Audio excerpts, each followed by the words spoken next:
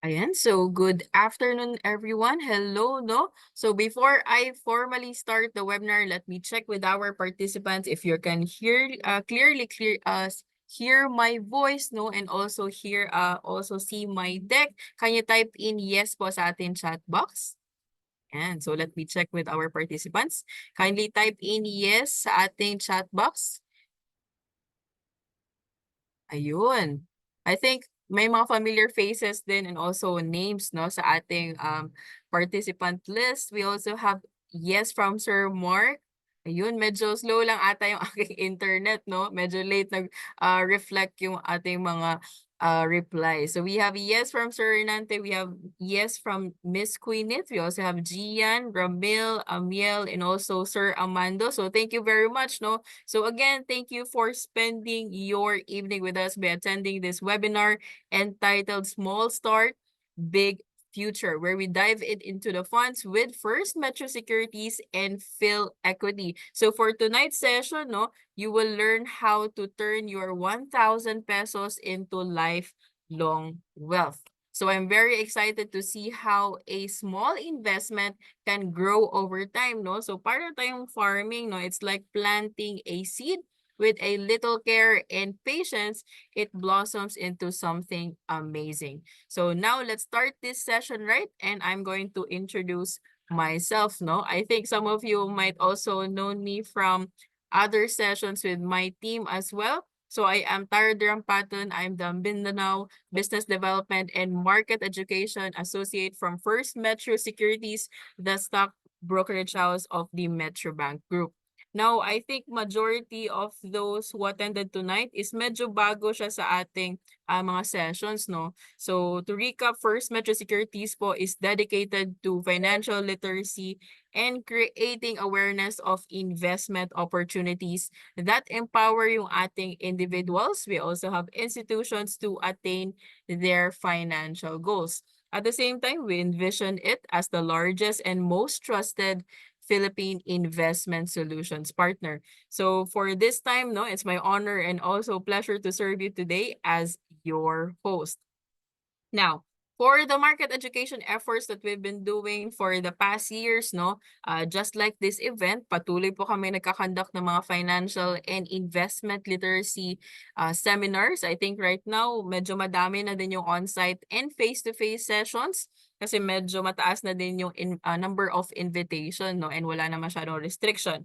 However, I think majority of our public sessions is naka-webinar format because of the challenges that we have before, no, and then nag-adapt kami right now. So at the same time, we are also regularly invited by different companies from the private sector and also from the public agencies, no, to conduct these sessions for their products and also services. So it's amazing how technology and also social media, no, yung mga channels natin right now, enable us to add value wherever we are located. Now, as we approach, no, yung ating last stretch of the year, yung last quarter, here is another addition to our collaborative sessions that we hold every now and then to highlight different investment options. And for our fellow attendees, mga Pinoys natin right now, investing might seem intimidating or challenging at first, no? Pero kayang-kaya siya and achievable. So tonight, we will show you and prove even the smallest amount can make a huge difference in our financial future. So for today's session, we figured out it will be best to tag along someone from PhilEquity to discuss more about the topic. So we're always happy and also honored, no, to have her as our guest speaker. She has over 10 years of experience in sales and is currently the customer sales officer at the PhilEquity Management. She is a certified investment solicitor. She is also graduated from Far Eastern University with a degree in mass communication. So right now, naka-on na din yung kanyang camera, no? So please help me welcome Miss Nelaine Cariño. Hi, Miss Nelaine. Hello everyone. Hi Miss Isnaira. Good evening. So yeah, I agree with Miss Isnaira, no. So hindi naman ganun ka when you say investments, no. It doesn't mean that you need to invest a big amount already or big amount kaagad, but rather you can actually invest as little as 1,000. Then we're going to discuss on how we maximize or paano ba natin siya papalaguin pa. So yeah, I think I need to share lang my deck para at least we can visualize our topics. All right. Sige, let me know if you can see my screen. Visible na ba siya to everyone? You can just type in the chat box. Okay. So again, first, before I start our discussion, I would like to thank everyone na free today, ano, and you're going to listen to us on how are we going to make your investments grow over time. So let me just nasa last deck na tayo. Okay, yan. All right. Okay, so our topic for tonight is turning your 1,000 pesos into lifelong wealth. So, paano ba natin siya gagawin with our small income or small investments? Paano natin siya papalakihin in the future? No?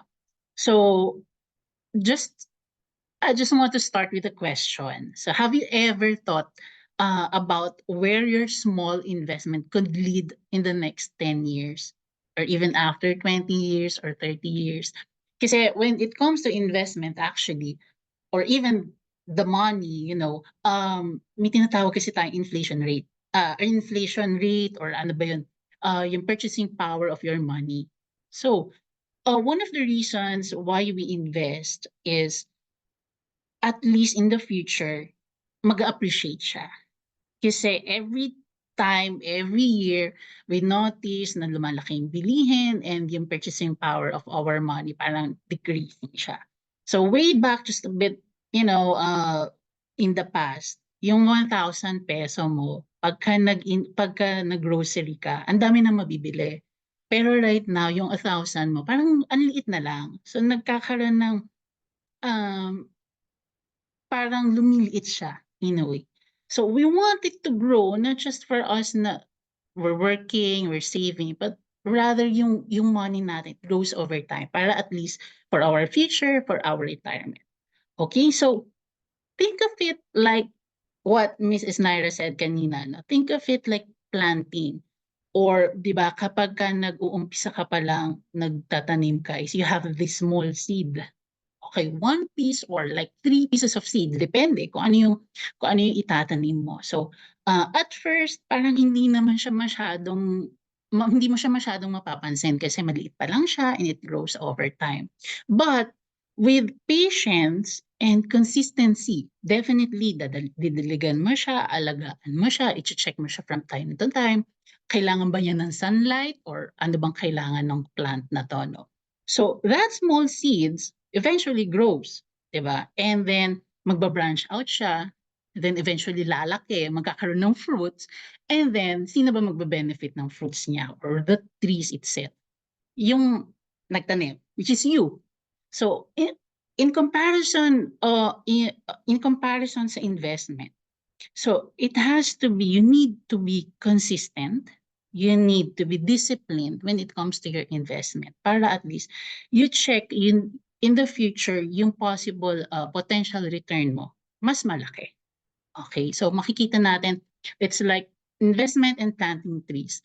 So ang number one na kailangan natin dyan is yung regular investment or your consistency and discipline.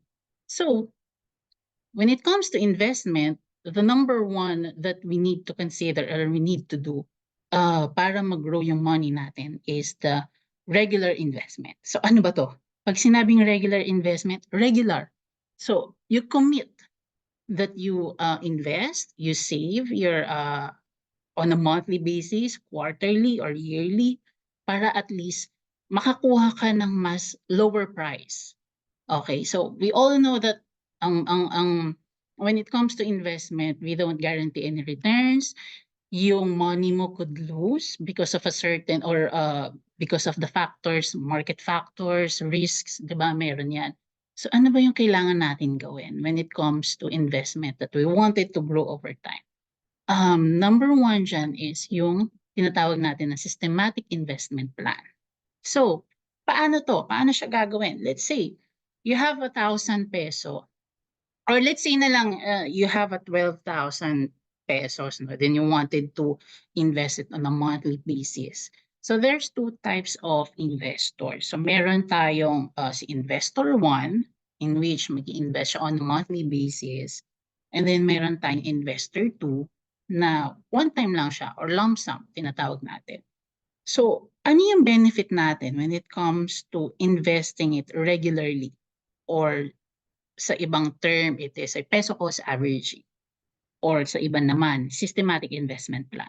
Okay, bottom line is, since we talk about consistency and discipline, ang systematic investment plan is you invest on a regular basis. For example, every 15th of the month in which you expect or meron kang marireceive na salary mo, so you set aside a 1,000 peso, or let's say 100.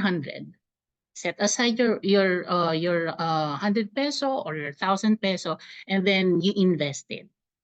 So this bar, itong portion na to, ito yung movement ng market. So di ba si market hindi naman siya straight upward, di naman siya totally sudden drop, or I mean for 5 years, for 10 years, puro pababa lang siya. So sometimes it goes up, sometimes it goes down. But for sure, we don't know kung hanggang saang level or kung hanggang saang price yung magiging price niya pagka nag-drop siya, or even kapag tumaas siya ulit. So with that, for example, si investment 1 or si fund, meron siyang price na 35 pesos when you invest your 1,000. So, again, to comparison tayo, si one investor, nag-invest siya ng 1,000 on January 16, for example. And then si investment 2 naman, nag-invest siya ng 12,000. So, one time lang siya mag-i-invest. And then, the following month, nag-invest ulit si investor 1 ng 1,000, and so on and so forth. So obviously, si investor 1, meron siyang mga nakuhang prices na lower than the first investment. Meron din namang mga prices na umangat na. Okay, so think of it like a movement of a stock market or any kind of investment na tumataas, bumabagsak, tumataas, bumabagsak. Then we don't have, wala tayong time to monitor the market. Hindi natin alam kung kailan pa siya babagsak, kailan ba uli siya mag-gain, until such time nakakahintay natin na mag-drop siya, tumaas na siya ng tumaas. So naiwan tayo. Okay.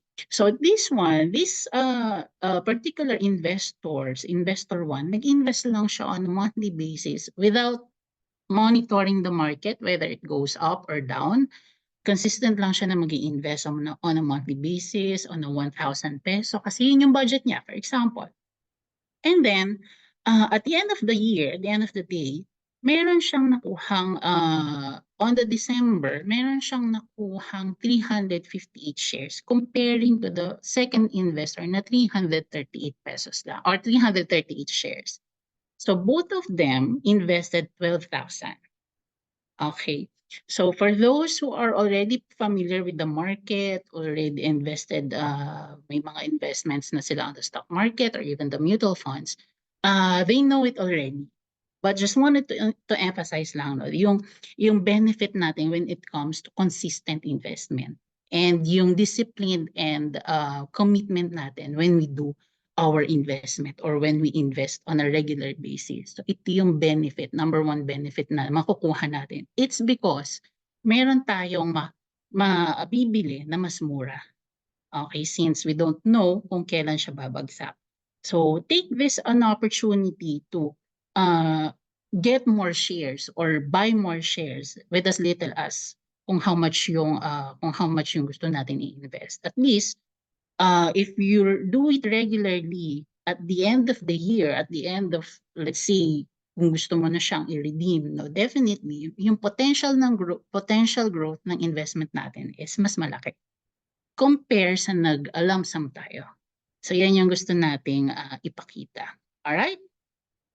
And then, another thing is yung magic of compounding. So ano ba yung compounding interest? Paano ba pag sinabing compounded?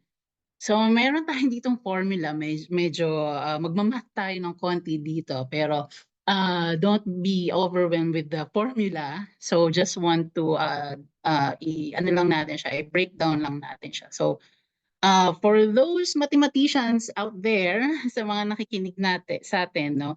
So, alam na natin yan. Alam nyo na yan. You all know the formula. Alam nyo na kung paano computing yan. But, let's just break it down, no? So, yung final amount is equal to principal amount daw. And then, the annual interest, whatever it is, kung ano yung makikita natin, let's say sa prospectus, or kung ano yung ibibigay or ipipresent sa inyo ng isang fund manager or isang agent. And then the number of times the interest is compounded per year. For example, 5% per year or 5%, then meron tayong 3 years and so on and so forth. Then the number of years. Okay, para lang to picture it, so we have an example for let's say you deposited meron tayong 1,000 na investment. And then let's say magi-interest on a historical point of view or on a historical data of a fund. Let's say meron siyang 5% in 3 years compounded return. So ibig sabihin with this formula, so given na, ito na yung mga kailangan natin i-compute. So ito na yung na-calculate natin. So ibig sabihin yung 1,000 mo, kumita siya ng 157.63 in 3 years. But to make it more simple, ito siya. So on the first year, you invested 1,000. So times 0.05 kasi 5% eh. So kumita siya ng 50 pesos. And then on the second year, mapapansin nyo, yung 1,000, hindi na siya 1,000 lang. Ibig sabihin, nasama dun yung interest on the second year. Nasama yung interest ng first year mo. So, naging 1,050 multiplied by the interest. And then that would be 1,100 and so on and so forth. So, ibig sabihin, when we say compounded interest, yung investment mo, yung gain niya on that year, magkakaroon ulit siya ng gain on the following year and so on and so forth. So interest over interest. Yun yung tinatawag natin na compounded interest. So every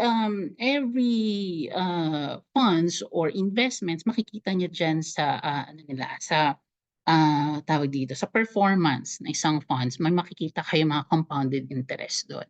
So you can check, okay, so ito pala yung kikitain, possible kikitain ng Moneyball. Ito yung historical na compounded interest ng isang fund. So kumita siya ng ganito, ganito, ganito. So what more if your 1,000, if you invest more, okay, let's say hindi lang siya 1,000, let's say monthly ka nag-i-invest, 1,000 monthly, 1,000 monthly. So whatever yung interest ng principal mo, ng lahat ng total investment mo, it will grow and grow and grow eventually. And that's one of the reason why we always encourage when you invest in mutual funds, in all kinds of investments, it's better if we see it or we invest it for long term, especially for mutual funds. Para at least makikita mo or check mo, monitor mo, ano na ba nangyayari sa funds? Ano na yung interest niya year over year? And ano na ba yung performance ng funds as well? Alright? So I hope clear tayo dito sa example natin with a bit of mathematics. Okay, so going back or speaking of mutual fund, ano ba si mutual funds? Again, mutual fund is a pool of investment from the investors. So let's say tayo yon, tayo yung mag-i-invest, we wanted to invest our 1,000. So there are investment vehicles that might require more than 1,000, but in mutual funds you can invest as low as 1,000. So you are the investors, and then you wanted to invest it in a mutual fund in which si mutual fund managed siya ng mga professional fund managers, And then si fund manager, siya yung mamimili kung ano yung, or siya yung magti-trade or mag-i-invest para sa atin. Okay, so for example, sa mutual fund, sa PhilEquity mutual fund, you wanted to invest in an equity. So si fund manager ang i-invest or magmamanage no. Ipili siya, let's say, ano ba ang gusto kong investan? Bangko ba? What kind of industry? CPLDT, CSM, or bahala si fund manager kung ano yung gusto niyang or kung ano yung nakikita niya, kung ano yung sa tingin ng research team niya na magandang mag-invest. Okay, and then whatever the return or kung ano man yung magiging performance ng fund, it will be passed back to you, to the investors. So yung 1,000 mo, pwedeng kumita siya ng 1%, 3%, 20% after ilang years. So it depends on the performance of the fund. So that's how mutual fund works. It's like it's actually giving your money to the fund manager and let the fund manager do yung masakit sa ulong pag monitor ng market, pag-trade ng stock ng mga companies, and sila nang bahala because they are already experts. So tayo, magbibigay lang tayo sa kanila, magi-invest or magpo-pull out. So that's what we need to do, and we monitor the funds, ano naman nangyayari doon sa investment natin. Okay? So, number one question, could you lose money if you invest in mutual funds? The answer is yes, definitely. So, kasi there are a lot of risks involved. Like what I've said earlier, marami yan. Hindi lang tatlo.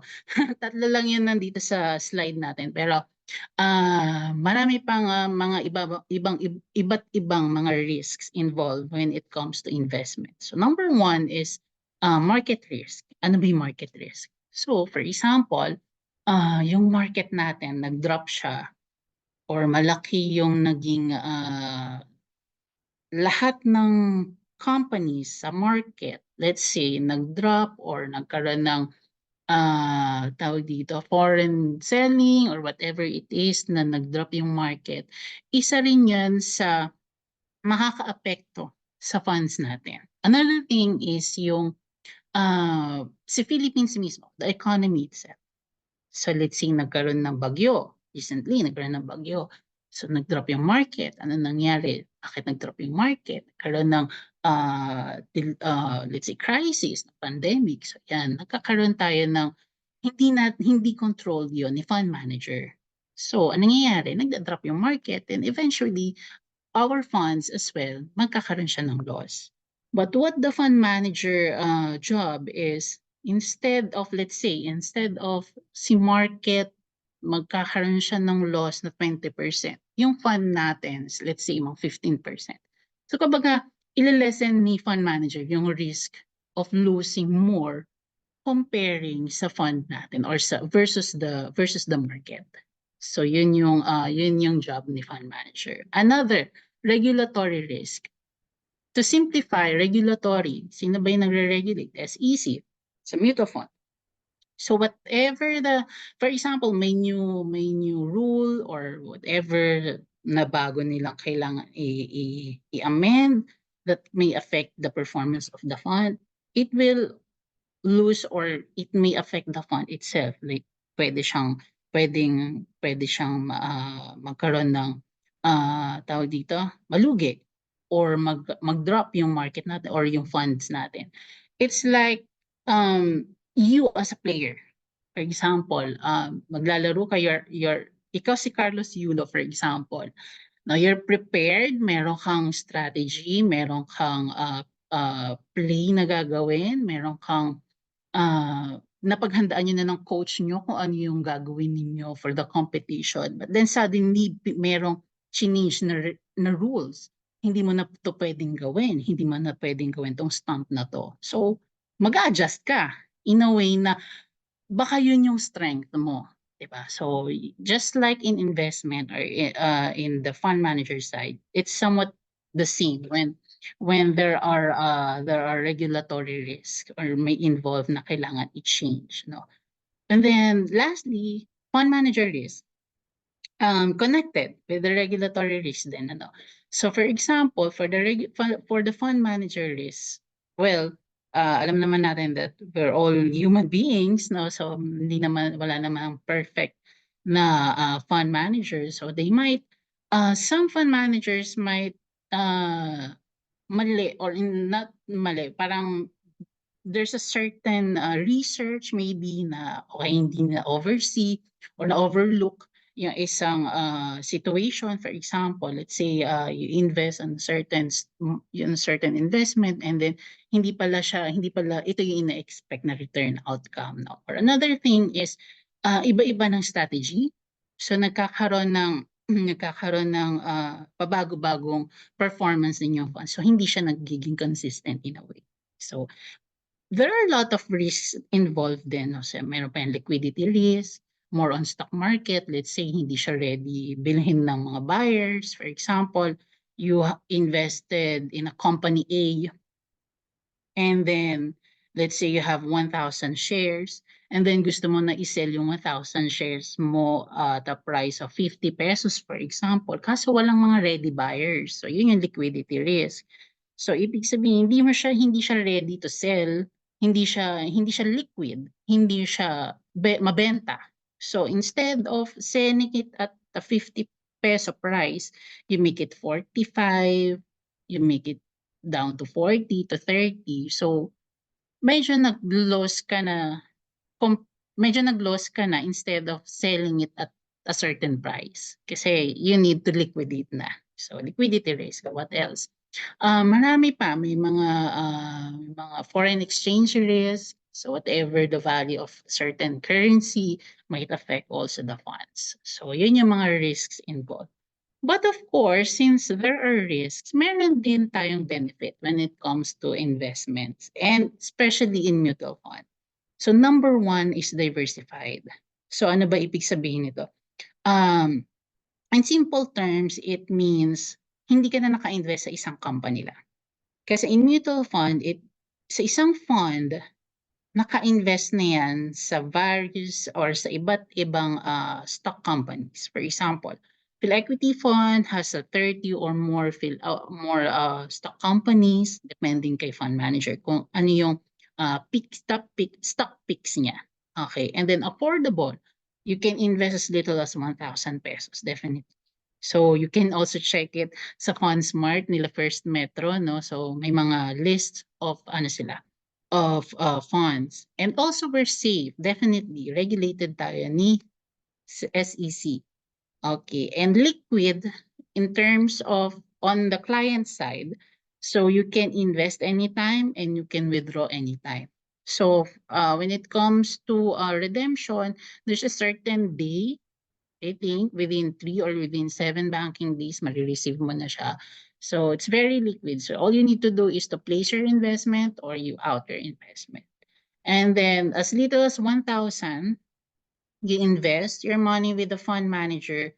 They are professionally managed. So as little as 1,000, meron ka nang na-hire na magte-trade or mag-i-invest for you. Kasi all you need to do as a client, as an investor, okay, invest ko siya kay PhilEquity, invest ko siya dito, and then magbibigay lang ako ng amount. I do it regularly, then bahala na si fund manager. So it's like hiring a fund manager with 1,000 pesos for the whole year, for the whole time na naka-invest ka sa funds na yon. So ang gagawin nila, kung ano yung gain mo, same gain din for everyone na naka-invest. So all you need to check is ano na yung nangyayari sa fund ko, nagkakaroon na ba siya ng movement, or nag-gain na ba siya, how much na ba yung gains niya, and i-monitor. So yun lang. Okay, si fund manager na yung bahalang sumakit ang ulo kung saan niya i-invest or anong gagawin niya to grow our money. So, I just want lang to focus on diversification kasi this is one of key or one of the key elements when it comes to mutual fund investing kasi since it reduce the risk. Bakit? Kasi yun nga, like what I've said, for example, si PhilEquity fund, We have, let's say, an equity fund that invests purely in stock market. So we all know naman yung movement ng stock market. It goes up, goes down, especially last 3 years ago, 5 years ago, during the pandemic, sobrang drop lahat ng market.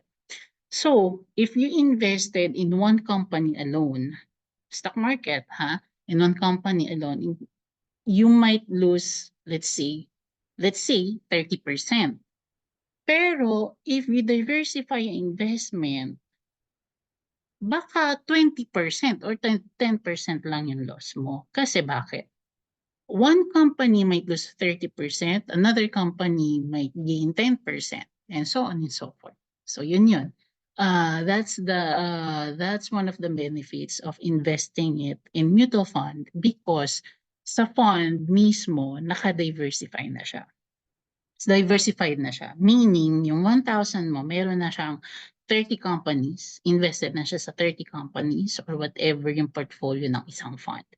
Okay? So, in having said that, mas magiging okay or mas magiging maganda yung returns mo. And yun yung exposure mo to growth opportunities. Kasi again, hindi mo na kailangan mag-research on company A, company B, company C. So you put it on the mutual fund and then it it is already composed, the fund is already composed of various investments or various companies in which diversified na siya. So let's say si company A nag-gain siya ng 30% and so on and so forth. So definitely you gain as well. Okay? So with PhilEquity, we have a total of seven mutual funds in which here we divide it into three groups. So first, we have our equity or actively managed fund. So pag sinabi nating equity, it is purely invested in stock market. So we have our flagship fund, PhilEquity Fund. So we recommend this fund for first timers, for those na wala pa masyadong idea sa market and they wanted to invest. Although pag sinabi nating equity, it is an aggressive type of investment. When we say aggressive, meaning you could lose definitely, but yung gain mo is much higher than the bonds. Okay, when we say mutual funds naman, lahat naman yan, may mga risks involved. Pero when you're the type of investor na aggressive ka when it comes to investment, then you might consider PhilEquity Fund. Okay, so PhilEquity Fund is our flagship fund. So 30 years na siya. 30 years na siya, and ever since then, it continues to grow. And it also, one of the strengths of our PhilEquity Fund is halos lahat ng crisis since 1994 siya nag-start. So there are a lot of crises happened during in the middle of the years, let's say 98, 2000. So maraming nangyari. Lahat 'yon na pagdaanan niya, but still PhilEquity na overcome or na tawag dito, na mas higher yung naging yung naging return niya versus the market. So na-outperform niya yung market during those years. And we also have the PhilEquity Dividend Yield Fund. So dividend yield fund, ano ba to? When we say dividend, so in a way, defensive stock siya. So it is recommended when the market is kind of medyo nagda-drop. So kung dropping yung market natin, definitely you can invest in dividend yield fund kasi these are the funds na all of the stocks they peak or yung holdings ng dividend yield fund are dividend paying stocks. So yung dividend na yun, aside from the returns or aside from the earnings of the company, meron ka pang dividends. But take note that the dividends will be reinvested to the funds then. Okay, not directly to the clients. And then we also have our newest fund, which is the PhilEquity Alpha 1 Fund. Pero ito yung most aggressive type of investment that we have. So again, if you are aggressive and you wanted, let's say, you're very comfortable with the market, you don't care if mag-drop siya, kasi eventually you wanted the maximum return, then you can invest in our PhilEquity Alpha. So our last two equities are passive. So we call it the PhilEquity PSE Index Fund and the MSCI Index Fund. So when we say index fund, it mirrors an index. So for PhilEquity PSE Index Fund, mini-mirrors niya si Philippine market. And then si PhilEquity MSCI naman is the MSCI. So if you wanted to, or MXPH. So if you wanted to have a global approach on your investment, you invest in PhilEquity MSCI.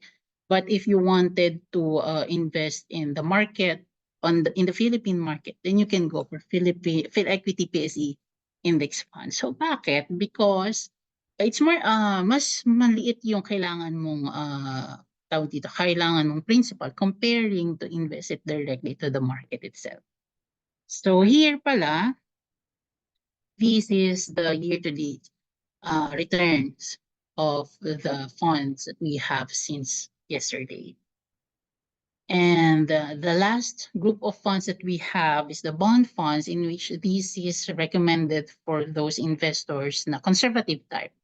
So conservative type in a way na they're not uh, comfortable with the market's movement kasi medyo mabilis, medyo drastic, or medyo like malaki yung drop, malaki yung risk, or mas mataas yung risk. When it comes to bonds kasi, you can lose still, pero hindi siya gano'n kalaki, or hindi rin the growth is satisfactory comparing to the equities. So again, you assess yourself, assess what kind of investor are you. If you're aggressive, then you can go for equities. If not naman, and you still wanted to gain more than your savings or your time deposits, then you can invest in bonds. So we have two bonds, a peso bond and a dollar income fund. So different currency, same thing, ka-invest din dito sa Philippines. So for these funds, it is invested in a corporate and government bonds. So different currency lang. Okay, so these are the funds of PhilEquity, and I hope you learned a lot in our event, or in our webinar. So if you have questions, you can type in the chat box maybe later, no? So this is all for my presentation for tonight. Thank you, everyone.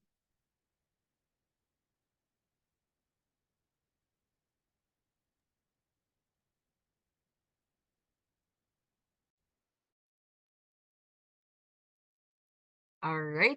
So that was the speakership for our speaker, though. Thank you so much, Miss Nelaine, for sharing. It was very helpful and also insightful discussion. How small, consistent steps in investing, no, can lead to substantial gains over time. Actually, medyo madami yung na-discuss ni Miss Nelaine, the advantages of mutual funds, the pooled funds, the benefits of diversification, and why they are smart choice for investor at all levels. I think may mga few questions na tayo from our Q&A button. So if may further questions pa kayo regarding her presentation, feel free to put it sa ating chat box or the Q&A button. All right. So, but before we move on to the last part of the session, no, at this time, I'd like to share a few investment tips and also a couple of things on behalf of First Metro Securities, and give a short break to our speaker as we take on the Q&A later. Now, I'd like to guide you, no, on how to invest in the funds that mentioned by Ms. Nelaine kanina, or other funds under the PhilEquity. Now, for those who are existing clients natin, kindly log in lang po sa ating FirstMetroSec account. And then from the home page, click on the funds in the upper right-hand corner of the platform. This will redirect you to the FundSmart homepage.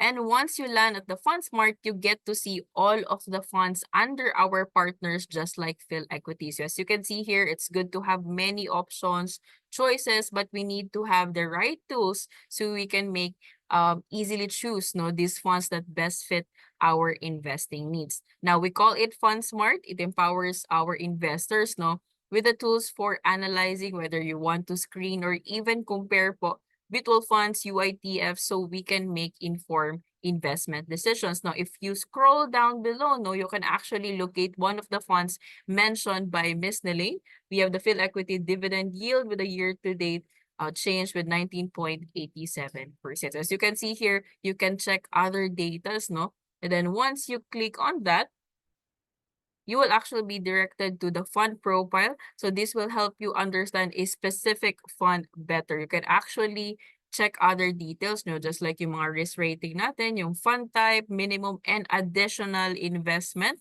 We also have the minimum holding period.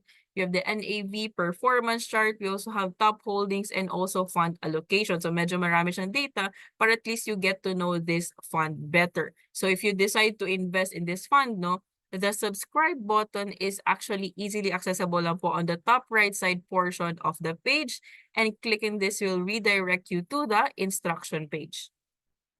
Now, simply enter lang po natin yung instruction details by indicating the fund code and the amount that you'd like to invest, and then click subscribe.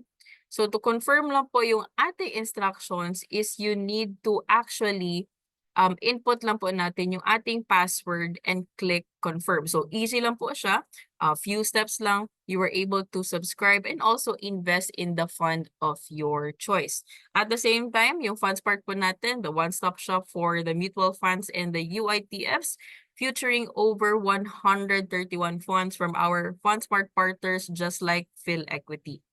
Plus, yung ating FundSmart, wala po siyang sales charge. So, meaning you can invest without the sales loads and transaction fees, as friction costs are not passed on to the investor but are instead covered na po by the fund. Now, for those who are interested, wala pang account with us, interested po to also try out our trading, should you invest, Actually, you can check out yung portfolio nyo using the desktop. We do have the website version, laptop, or if you are comfortable even with your mobile phones. Aside from the PSE stocks, we also have the real estate investment trust or the REITs. We also have the UITFs, bonds, and of course, mutual funds. Now, for the account opening, for those who are ready to open an account, you don't need to actually go to a physical office natin. Now, with the comfort of your home, you can actually open a First Metro Securities account via the website by going to the www.firstmetrosec.com.ph or through our First MetroSec Go mobile app. Now, for faster processing of your account opening application, kindly use na lang po the seminar code PhilEquity para alam namin that you came from this webinar. So again, online na siya, all of the forms and also uploading of the required documents. Now, for those who want to connect with us or get to know First Metro Securities more, again, our website, that's www.firstmetrosec.com.ph, and also sa aming social media channels, we're actually very active, search lang po natin yung handle at FirstMetroSec. So we do have official Facebook page. We do have communities in the Facebook and Viber. And for those who are medyo mahilig na makinig ng mga podcasts, so we do have podcasts about market updates or some of our webinars na naka-podcast version. So you can feel free to go to our Spotify channel. And also, we do have videos from our YouTube, yung ating mga past webinars. For those na hindi nakaabot, you can feel free to go there or sa ating short video sa ating TikTok. Alright? Now, for our existing clients naman, any account concerns, updates, or maybe kapag request, kindly email na lang po customer service at firstmetrosec.com.ph. Yan, for the market education naman, for those who want customized, gamified, and award-winning market education programs, exclusively designed po for your companies. We do have organizations, academic institutions, just like yung mga colleges, university. Recently, we do have invites from senior high school na mga programs as well. So feel free to also send us a formal invite via marketeducation@firstmetrosec.com.ph. Feel free to send us an email or scan the QR code para mas easier po yung submission ng request. Now, we have recently received these awards this year. No, every award is a tribute to the trust that our clients bestow upon us, and for that, we are deeply grateful. First Metro Securities and together with its employees are beyond grateful for this recognition. As a broker and also to our trading platform, these awards are yours to our valued clients. Yeah, so before we approach the end of our webinar, no, let's have a very short na po na live Q&A before we end. And may we have our speaker back. We have Miss Nelaine. You can ask questions again, no, about her presentation and some of the funds that were mentioned. Simply write them down in the designated Q&A of the platform and we'll try to get through as many as we can. And for those na hindi po namin ma-entertain during the time, feel free to submit pa rin po and we'll try to answer them offline. Yan, so let me just check first the Q&A. Okay, we do have some basic questions, Miss Nelaine, no? From first is we have from Amiel Don Francisco. What is the difference between mutual fund and a unit investment trust fund? Okay, so mutual fund, when it comes to regulations or regulatory body, si mutual fund is regulated by the SEC, Securities and Exchange Commission. Si UITF naman, I think it's the BSP or the Bangko Sentral of the Philippines. Then when it comes naman sa nagmamanage ng fund, for the UITF, sila bangko to. Si mutual fund naman is an asset management or a mutual fund or an asset company. So, but when it comes to the investment, it depends on the fund manager. It's kind of medyo the same, parang magkapatid lang yan. So, the difference, major difference is the regulatory and yung nagmamanage ng fund. Thank you, Ms. Nelaine. Another question, I think for this one is for First Metro Securities. Paano malaman na UITF or mutual fund?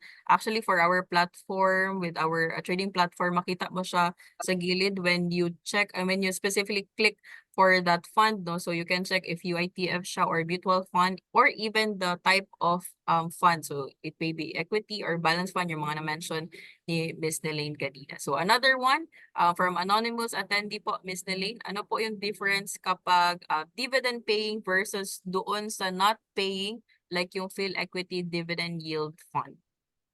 Okay, so dividend paying sa stocks muna tayo, stock company. When dividend paying stocks, pag sinabing dividend paying stocks kasi aside dun sa earnings mo on their company, meron silang ipoprovide na dividend payouts. So be it a stock payout, a cash payout. So when it comes to stock market, yung ikaw mismo yung naka-invest directly to the company. So sa not paying companies naman, wala siyang dividend payouts. Okay, so when it comes to mutual funds naman, since PhilEquity, si PhilEquity kasi when company A release a dividend, we reinvest it again. So in a way, may effect siya doon sa mismong price ng NAV mo or net asset value or ng share mo, yung price ng share mo. So again, it's kind of the same kasi merong parang another earnings from the dividend compare sa walang dividend na yung earnings lang ng mismong company or ng let's say si company, yun doon lang tayo magbe-base. Okay, so I hope it clears your or it answer your question. Thank you, Ms. Nelaine. I think that was the last question. Ayun, another one, pahabol po, Ms. Nelaine, from anonymous attendee. Does PhilEquity has a global mutual fund? For now, wala pa po tayo, but that's a good question actually, So let's see in the coming years. Thank you, Ms. Nelaine. Any more further questions, guys?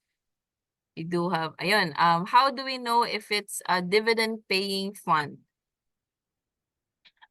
For PhilEquity kasi, number one namin na dividend is the PhilEquity Dividend Yield Fund. So, concentrated siya sa lahat ng mga, yung composed companies niya or yung mga holdings niya, lahat yon may dividends, dividend paying companies.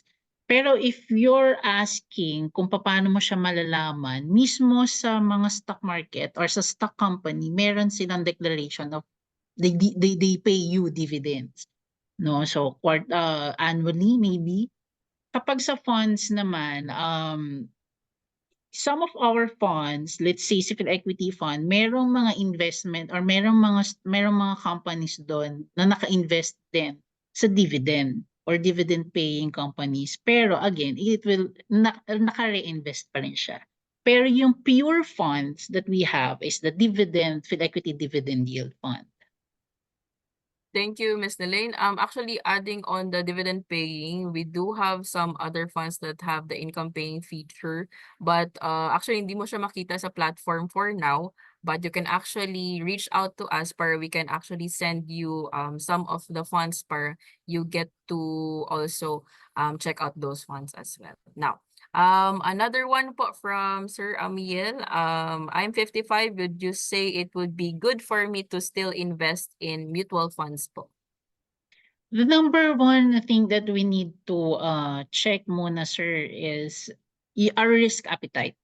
No. So definitely you can still invest, but ano muna yung goal natin and ano yung risk natin when it comes to investment. So again, if you're aggressive, then you can do equity. If not, then you can do bonds. But it's still ano yung time frame. So we need to consider your time horizon, your risk appetite, and ano ba yung goal natin when it comes to investment. Thank you, Ms. Nelaine. So let me check if there are more questions. Yun. Let me see. I think wala na for now. It's good. Medyo madami yung questions. Sunod-sunod din siya. For those na hindi mo namin ma-entertain na medyo na-cut na siya for now kasi wala pa ako nakikitang questions. But I think we'll end our webinar for now, no? So that sums up our webinar. Wala nang pahabol na questions. So thank you so much for all your questions. No, I think na may nakita din akong related to customer service. So I'll try to brought that up later, no? Regarding, I think, the buying power and also about the funds.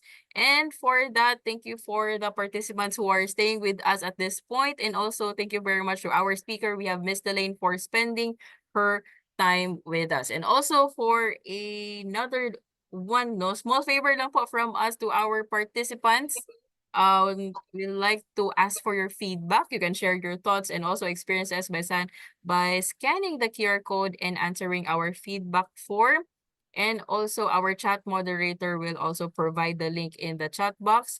Your input is essential in helping us improve our services and better meet your needs. So medyo nakikita din namin yung mga live ninyo na feedback and also some of your comments. Okay? Now, we appreciate your contribution and look forward to implementing positive changes and based on your valuable feedback. While you are answering the feedback survey, may we request some maybe parting words na lang po from our guest speaker. May we have Miss Nelaine? Hello again, good evening. So before we end, no, thank you again, First Metro, and to all the participants. So invest, no, invest your money, grab this opportunity when the market goes down or whether it goes up, and whether don't be afraid to invest because as little as 1,000 you can grow your money, and definitely in the future at the end of your income generating era, when it comes to your tawag dito, retirement, you will benefit the fruit of your investment. Ayan, thank you, Miss Nelaine. Thank you, thank you. Thank you po. So there you have it now. Once again, on behalf of First Metro Securities Brokerage Corporation, I would like to express my deepest gratitude to PhilEquity and also Miss Nelaine, no, again, for gracing us with their time and presence. So it's truly an evening well spent. So thank you also to everyone who stayed with us, no? We sincerely hope that you learned a lot and that these insights and lessons from our speaker, no, will make your journey not just more profitable, secured, and also enjoyable. So we hope to see you again in our future learning events because over here at First Metro Securities, we put your future first. Have a safe evening, everyone. Happy dinner po for those na wala pa. Ayan, thank you, bye-bye. This has been Tara, your host, and also Tim as your chat moderator for this evening. Thank you, everyone. Bye-bye.